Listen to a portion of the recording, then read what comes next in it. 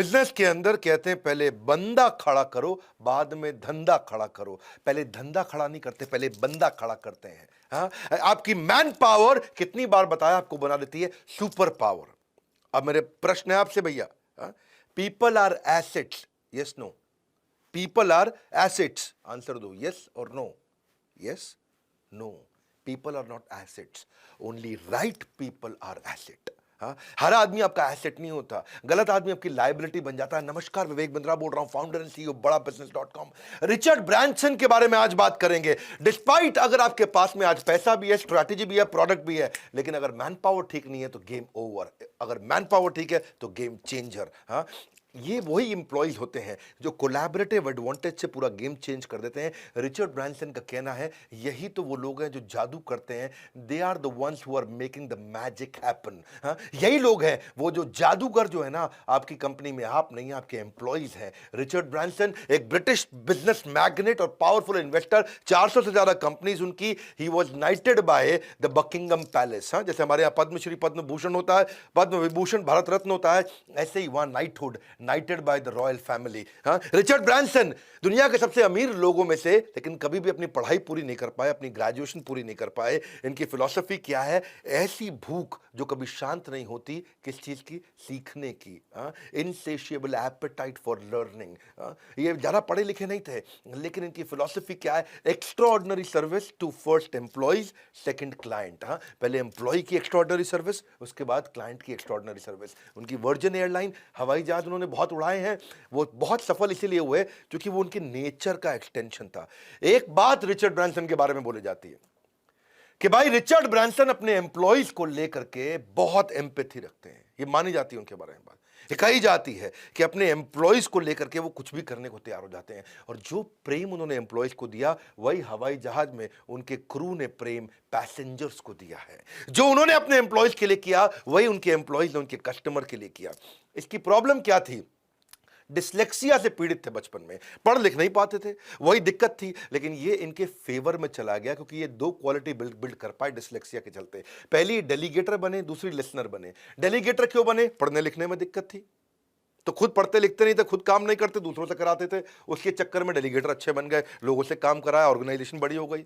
दूसरी, ये अच्छे लिसनर थे। क्यों अच्छे लिसनर थे? क्योंकि अच्छे रीडर नहीं थे, पढ़ नहीं पाते थे। कहते तुम समझा दो मुझको, उस चक्कर में ध्यान से सुनते थे। अच्छे लिसनर बने तो एम्प्लॉय बड़े खुश होगा, अरे बॉस हमारी सुनता है, अरे बॉस हमारी सुनता है। इस चक्कर में, ये दोनों क्वालिटी के चक्कर में कि दूसरों से काम कराना और उनको बहुत ध्यान से सुनना, उस चक्कर में उन्होंने अच्छी टीम भी बिल्ड कर दी और वहीं से ऑर्गेनाइजेशन ग्रो कर गई। इनकी एक सबसे फेमस फिलॉसफी जिसको मैं बहुत पसंद करता हूं, कहते हैं अपनी एम्प्लॉयज को इतनी ट्रेनिंग दे दो, इतनी ट्रेनिंग दे दो, अपने एम्प्लॉयज को इतनी ट्रेनिंग दे दो कि वो 2 गुना तनख्वाह पे उन्हें कोई भी हायर करके ले जाए। अच्छा, इंडिया में ये बात बोलो तो सन्नाटा छा जाता है। इतनी ट्रेनिंग दे दो एम्प्लॉय को कि 2 गुना तनख्वाह पे दूसरा आदमी हायर करके ले जाए, लेकिन उसके बाद उनको इतना प्रेम दो, इतना प्रेम दो कि 5 गुना तनख्वाह पे भी कभी छोड़ के ना जाए। हाँ, ये है मेन मुद्दा। ट्रेनिंग तो खूब दे दो कि डबल सैलरी पे भी चला जाए, डबल सैलरी को तुरंत मिल जाए, कोई भी आए डबल सैलरी पे उसको उठा के ले जाए, लेकिन प्रेम इतना दे दो कि 5 गुना सैलरी भी दे तो छोड़ के ना जाए। ये थी इनकी फिलॉसफी। रिचर्ड ब्रांसन के बारे में माना जाता है कि उनकी जो असली स्ट्रेंथ है ना, वो उनकी पढ़ाई लिखाई नहीं थी, उनकी असली स्ट्रेंथ उनकी टीम थी। ये he puts himself in his employees shoes, कहते हैं ना वो कहावत। उनकी तरह सोचते थे, अपने एम्प्लॉयज की तरह, और तब उनकी इनसाइट को अपना इनसाइट, उनकी इंटेलिजेंस को अपनी इंटेलिजेंस बना लेते थे। इतना रिस्पेक्ट किया उनको कि पर्सनली मिलना हर एक से, उनको ध्यान से सुनना। इनके बारे में बोला जाता है द वॉक अबाउट, यानी कि मोडस ऑपरेंडी क्या है? Managing by walking around. ये केबिन में बैठने वाले आदमी नहीं है, इनको पसंद नहीं केबिन में बैठना, वहां घूम घूम के ऑफिस चलाना। रिचर्ड ब्रांसन पूरी दुनिया जानती है रिचर्ड ब्रांसन। समझ तो लो कौन है रिचर्ड ब्रांसन। केबिन में बैठने वाले अरबपति नहीं थे ये कंपनी में घूम घूम के एम्प्लॉय से मिल मिल के, और साथ में डायरी पेन हाथ में रखने के मामले में बड़े फेमस थे। जब भी कोई एम्प्लॉय कोई फीडबैक दे, कोई करेक्शन दे, कोई सजेशन दे, उसको लिख लेते थे, उस पर एक्शन लेते थे। तो अपने एम्प्लॉयज से पहला कस्टमर, इनको एम्प्लॉय को पहला कस्टमर मानते थे, बाजार का कस्टमर को सेकंड कस्टमर मानते थे। इतना उनके साथ में उनको ऑब्जर्व करना, और इससे फायदा क्या हुआ? एम्प्लॉयज को यह लगा कि ये रिचर्ड ब्रांसन हमारी टीम के पार्ट है, ये नहीं कि दूर से केबिन से हमको देख रहे हो, टीम का हिस्सा बन गए हैं। वो फीलिंग ने एम्प्लॉयज को बहुत ओनरशिप का फीलिंग दिया। अगली लर्निंग आपको इनकी बताता हूं जो इनकी मां ने इनको बचपन में दी। इनका जो लीडरशिप स्टाइल है वो उनकी माँ के कारण आया। हाँ, तो प्यारी माँ वो क्या कहती थी इनको, जब भी रिचर्ड ब्रांसन किसी के बारे में बुरा बोले, जब भी किसी के बारे में बुरा भला कुछ कहें, तो माँ क्या कहे, शीशे के सामने खड़े होकर कहो और अपने चेहरे को देखो। अब ये शीशे के सामने गुस्से में जाके बोले तो उनके चेहरा नेगेटिव दिखता था, और नेगेटिव चेहरा इनको 10 मिनट अब देखते थे अपने आप को, तो उनको लगता था कि यार जो मेरे चेहरे पे नेगेटिव दिख रहा है वही शीशे में सामने आ रहा है। वहाँ से इनको बात समझ में आई कि मेरा अगर नेगेटिव इमोशन चेहरे पे होगा तो सामने वाले के अंदर नेगेटिविटी निकाल के ले आएगा, और मेरे चेहरे पे पॉजिटिव इमोशन होगा तो सामने वाले की पॉजिटिविटी निकाल के ले आएगा। ये बड़ी लर्निंग इनकी, इनको बोले जीवन भर मेरे को बहुत काम आई।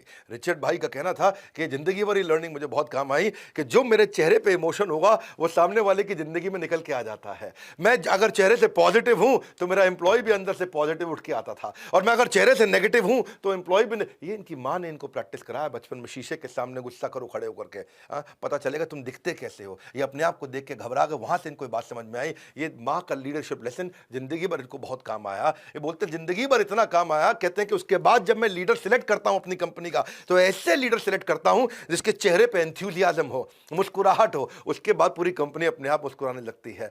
ये हायरिंग के टाइम पे इनका एक रूल है। वो रूल क्या है कि जेनिटर से डायरेक्टर, जेनिटर कौन होते हैं अंग्रेजों के यहाँ, जेनिटर जो पोछा मारने वाली देवी जी रहती हैं, साफ सफाई करती हैं, उनको बोलते हैं जेनिटर, यानी कि ब्लू कॉलर्ड, बिल्कुल जूनियर स्टाफ है जी, साफ सफाई करने वाला। जेनिटर से लेकर डायरेक्टर तक ऐसा आदमी हायर करो जो सबके नाम याद रखने की क्षमता रखता हो। जेनिटर से भी वैसे ही बात करता हो जैसे डायरेक्टर से बात करता हो। जैसे डायरेक्टर को इज्जत से बात करे वैसे ही पानी पिलाने वाले से भी इज्जत से बात करे, उनसे प्यार से उनका नाम ले, उनसे बात करे, उनको खड़ा हो, उनको पहचान सके, जो उनको सुन सके, उनको समझ सके। इनका कहना था हवाई जहाज क्या होता है, हवाई जहाज तो एक बैठने वाली बस जैसे उड़ने जैसी बस है, बस एक बस है जो उड़ रही है, वही तो होता है हवाई जहाज। लेकिन असली बात हवाई जहाज में वो उड़ने वाली बस नहीं है, असली बात है कि अंदर आप बिहेव कैसा कर रहे हो पैसेंजर के साथ, वो निर्धारित करेगा कि अगली बार कस्टमर हमारी कंपनी के हवाई जहाज में उड़ेगा कि कॉम्पिटिटर की कंपनी के हवाई जहाज में उड़ेगा। ये बात, हाँ, it is the people who will make your journey pleasurable और सैड, और वही हैप्पी कस्टमर से, हैप्पी एम्प्लॉय से, क्षमा चाहता हूं, हैप्पी कंपनी बनती है, और डिप्रेस्ड एम्प्लॉय से एक डिप्रेस्ड कंपनी बन जाती है, यानी कि सैड एम्प्लॉय से सैड कंपनी बनती है। और अगर ये कहते हैं कि अगर किसी ऐसे आदमी को ले आओ जिसके चेहरे पे हर समय नेगेटिविटी रहेगी तो वो पूरी कंपनी को नेगेटिव बना बैठेगा। रिचर्ड ब्रांसन अपनी कंपनी के सीईओ को हायर करने से पहले ये चीज बड़ा नोटिस करते थे कि जेनिटर से डायरेक्टर ये सब पे कैसे ध्यान देता है, सबसे कैसे बात करता है। इसीलिए इनकी फिलॉसफी क्या है, सबसे पहले मेरा एम्प्लॉय, उसके बाद नंबर 2 है मेरा कस्टमर, उसके बाद नंबर 3 है मेरा इन्वेस्टर। क्योंकि धंधे में दिक्कत आएगी सबसे पहले तो इन्वेस्टर भाग जाता है, उसके बाद कस्टमर, फिर एम्प्लॉय। तो कहते हैं कस्टमर और एम्प्लॉय को पहले साथ में रखो, और कस्टमर कब रहेगा, जब एम्प्लॉय साथ होगा। बड़ा अच्छा सीक्वेंस उन्होंने बनाया। इनकी एक और फिलॉसफी बड़ी सुंदर कि वर्क प्लेस को ना, वर्क प्लेस को वर्क पैलेस बना दो, वर्क पैलेस बना दो, ऐसा बना दो कि भाई महल बन जाए वो काम का। हाँ, सो इसीलिए इनका मानना है कि पर्सनालिटी बिफोर सीवी, पर्सनालिटी अच्छी होगी, उसके बाद सीवी को देखेंगे। आदमी खुश रहना चाहिए, क्योंकि इनका मानना है कि 80% समय तो आप ऑफिस में बताते हो, घर पे रह करके आपको फन करना, मजा करना अच्छा लगता है, तो फिर वही ऑफिस में क्यों नहीं किया जा सकता। अगर वो घर किया जा सकता है घर पे, तो वो ऑफिस में भी किया जाना चाहिए। तो ऑफिस में कुछ ऐसा करो कि हर समय एनर्जी बनी रहे, एक्साइटमेंट बनी रहे। So that people who are eager to have fun at work place, वो सब लोगों को हमेशा इंथ्यूज रखते हैं, हाई एनर्जी रखते हैं, और यही स्ट्रेंथ है इनकी। इसलिए हायरिंग करते वक्त भी इनके बड़े अच्छे टिप्स हैं। चलिए इनकी हायरिंग के टिप को समझो। पहला, मेरी ताकत क्या है और मेरी कमजोरी क्या है। दूसरा, मेरी टीम की ताकत क्या है और उनकी कमजोरी क्या है। तीसरा, ऐसे लोग हायर कर लो जो हमारी ताकत को की जरूरत नहीं है, जो हमारी कमजोरी है उसको आगे पूरा कर जाए। खत्म, simple, balance out the weakness. पहला, मेरी ताकत कमजोरी क्या है, अब ये मेरी कमजोरी है, उसके लिए मैं। दूसरा, मेरे टीम मेंबर की ताकत कमजोरी क्या है, क्या ये मेरी कमजोरी को फुलफिल करता है अपनी ताकत से, बस इसको बैलेंस आउट कर दो, simple. Secret of success lies not in doing your work but by recognising a right person who can do on your behalf. ऐसे आदमी को ढूंढो जो आपके लिए काम कर सकता है। Hire people who are better than you, look for people who aim for remarkable work, जो एक्स्ट्रॉर्डिनरी काम करना चाहते हैं, इच्छा रखते हैं, जिनके नेचर में, प्रकृति में बहुत जबरदस्त काम करना, जिनको एवरेज के साथ एलर्जी हो गई है। हमें बीमारी है बड़ा बिजनेस कंपनी में, हाँ, एवरेज क्या है, एलर्जी टू एवरेज। हमारे को बड़ी बीमारी है, हमारे को एकदम एलर्जी हो चुकी है एवरेज से। एवरेज काम नहीं करना, एक्स्ट्रॉर्डनरी करना है। ज़्यादा थोड़ा समय लगेगा, कोई बात नहीं, काम करेंगे एक्स्ट्रॉर्डनरी। मैं 5 पॉइंट का फॉर्मूला मेरा वाला देता हूँ, मैं क्या फॉर्मूला यूज़ करता हूँ। आज मेरे ख्याल है ट्रेनिंग कंपनीज के अंदर न केवल एशिया बल्कि पूरे वर्ल्ड के अंदर इतना बड़ा टीम साइज, इतने सारे ऑफिस, इस लेवल का रेवेन्यू लीड करने वाली बिजनेस ट्रेनिंग कंपनी शायद पूरी दुनिया में हम अकेले ही हैं। और मैं कैसे कर पाया, मेरी सफलता के राज क्या है, मेरे 5 स्टेप जो मैंने शुरू से आज तक फॉलो किए। पहला स्टेप क्या है, मैं हमेशा सही लोगों को हायर करता हूँ, टॉप क्लास लोगों को हायर करता हूँ, दैट स्टेप 1। हाँ, उसके बाद सेकंड, ए कैटेगरी आदमी, बी कैटेगरी नहीं चाहिए, सी कैटेगरी नहीं चाहिए, leadership A category, top class आदमी। सेकंड स्टेप, अब वो लीडर आ गया, वो ए कैटेगरी है, सॉलिड है, बुद्धिमान है, अब उसके साथ बैठ करके को क्रिएट करेंगे। बताओ भैया कहाँ पे जाना है, क्या स्टेप्स लेंगे, कैसे वहां पहुंचेंगे। उनके साथ मिलकर जॉइंटली को क्रिएट कर लिया, डायरेक्शन क्या होगी, हमारी कंपनी इस डायरेक्शन में चलेगी, ये रेवेन्यू करेगी, ये प्रोडक्ट बनाएगी, ये कस्टमर को ऐसे एक्वायर करेगी, ये कस्टमर को एक्वायर करने का तरीका है, ये मार्जिन होंगे, ये कॉस्टिंग होंगी, इस तरीके से चलेंगे। वो भी कहता है हाँ सर इस तरीके से चलेंगे, वो 2 अपने आइडिया देता है, मैं 2 अपने आइडिया देता हूँ, दोनों भाई मिलकर के हम आइडिया बना लेते हैं। तो हमारे लीडर के साथ में जॉइंटली को क्रिएट कर लिया। तीसरा स्टेप, अब उसके बाद में डायरेक्शन मेरे साथ बनाओ, डिसीजन अपने आप लो। सुनो मेरी बात, डायरेक्शन मेरे साथ बनाओ, लॉन्ग टर्म क्या करेंगे, डिसीजन डे टू डे के तुम अपने आप खुद लो, क्योंकि तुम एक कैटेगरी के आदमी हो। और फिर चौथा, अब मैं उसके बाद उनको अपॉर्चुनिटी देता हूं टू स्प्रेड देयर विंग्स, के खुल के खेलो। कैसे खेलो, खुल के खेलो।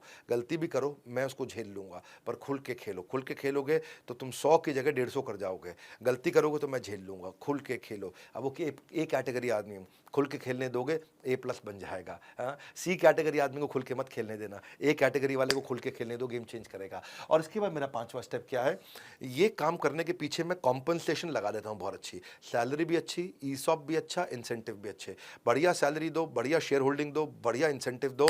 अब देखो उसके बाद, अब मुझे उसके बाद कुछ नहीं करना है, मैं वहाँ से फ्री हो गया और अब मैं नए प्रोजेक्ट में घुसता हूँ और जहाँ से मैं नया रेवेन्यू स्ट्रीम क्रिएट करता हूँ। तो ये थी माई 5 point formula of delegation. When you delegate task you will create follower, but when you delegate authority you will create leaders.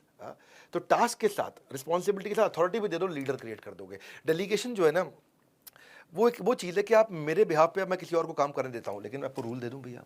Rule क्या है डेलीगेशन का, अगर कोई आदमी 70-80% तक भी ठीक कर दे, आपके मुकाबले 70-80% भी कर दे, तो डेलीगेट कर दो। अब तुम मत करना, उसी को करने दो, ये रूल है।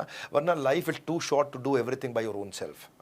तो इसीलिए choose the right person to delegate, उसे अच्छे से क्लियरली कम्युनिकेट कर दो कि भैया करना क्या है। तो यही है समझने वाली बात कि बड़ा बिजनेस में भी employees are our first asset. हम पीपल फर्स्ट ऑर्गेनाइजेशन है। हमारा मानना है कि always treat your employee as if you want to treat your best customer.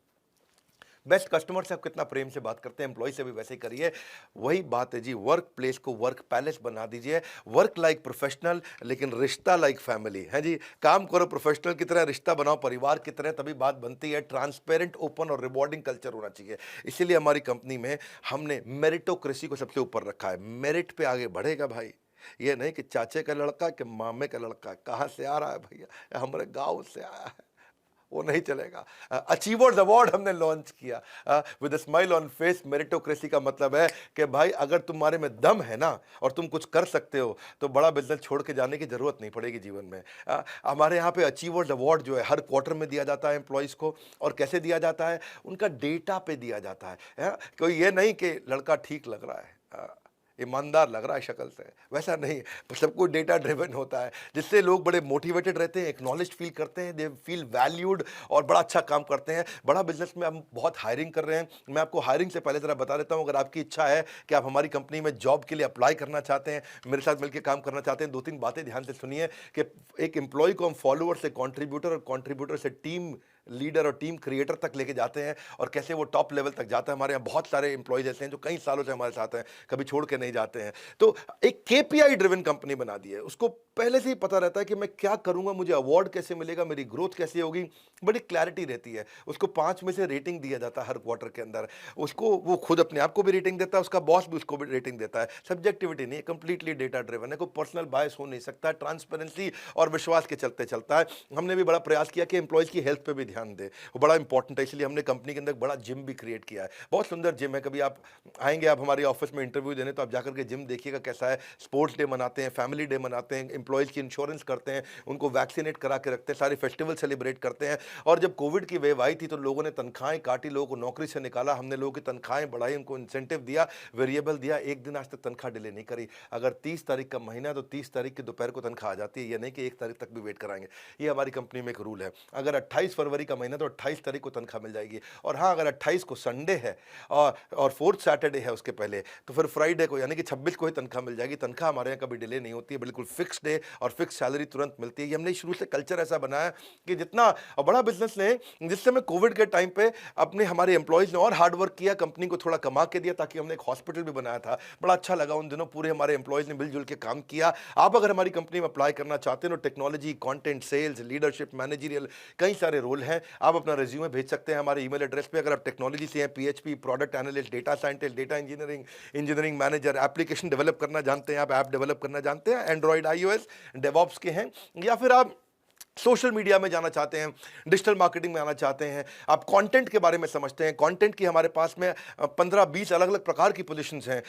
आप वीडियो बनाना जानते हैं, एडिटर हैं, एनिमेटर हैं, आप कॉपी राइटर हैं, सेल्स के ट्रेनर हैं, सेल्स करना जानते हैं, कॉल सेंटर में ज्वाइन करना चाहते हैं, गेस्ट कोऑर्डिनेशन करना चाहते हैं, careers@badabusiness.com, आइए हमारे यहाँ जाकर के ज्वाइन करिए। और रिचर्ड ब्रांसन की अमेजिंग स्टोरी, लोग, आप अगर एम्प्लॉय हैं तो अपने बॉस को भेज दीजिए, उसको भी दिखाइए वीडियो, हो सकता है वो बड़ा इंस्पायर्ड फील करें। अगर आपके पापा फैक्ट्री चलाते हैं, बिजनेस चलाते हैं, उनको भेजिए। नहीं तो अपने कुछ दोस्तों में, अपने सर्कल में भेजिए, क्योंकि लोग छोड़ के चले जाते हैं, बड़ा परेशानी होती है छोटे बिजनेस के अंदर। ये आइडिया हो सकता है लोगों को काम आए। हमारे साथ जुड़े रहने के लिए, कमेंट बॉक्स में आके चर्चा करने के लिए, नए हैं तो सब्सक्राइब आपने कर दिया होगा, world's number 1 entrepreneurial YouTube channel. हमारे साथ जुड़े रहने के लिए आप सबका हृदय की गहराई से प्रेम पूर्वक बहुत बहुत धन्यवाद।